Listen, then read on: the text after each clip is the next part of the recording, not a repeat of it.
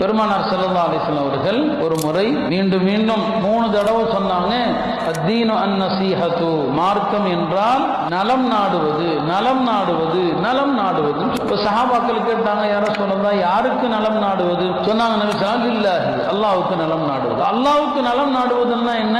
அல்லாஹ்வுடைய தௌஹீதுல எந்த குறையும் வைக்க கூடாது. இரண்டாவது என்ன? அல்லாஹ்வுடைய வேதத்திற்கு, அல்லாஹ்வுடைய வேதம் குர்ஆன், குர்ஆனை அழகுபட ஓதணும், தர்த்தீலோடு ஓதணும், குர்ஆனை சிந்திக்கணும், குர்ஆனின்படி அமல் செய்ய வேண்டும். இதெல்லாம் குர்ஆனுக்கு நாம் செய்கிற நலம் நாடுதல் என்பது. அடுத்து சொன்னாங்க, அல்லாஹ்வுடைய தூதருக்கு நலம் நாடுவது. நபி ஸல்லல்லாஹு அலைஹி வஸல்லம் அவர்களுக்கு நலம் நாடுவது என்று சொன்னால் ரசூல் ஸல்லல்லாஹு அலைஹி வஸல்லம் சுன்னத்தை எல்லா இடங்களிலும் அனைத்தையும் நாம் பின்பற்றுவது அவர்களுக்கு நலம் நாடுவது. கடைசியா சொன்னாங்க, எல்லா முஸ்லிம்களுக்கும் நலம் நாடுவது. இதுதான் மார்க்கம் என்று சொன்னாங்க.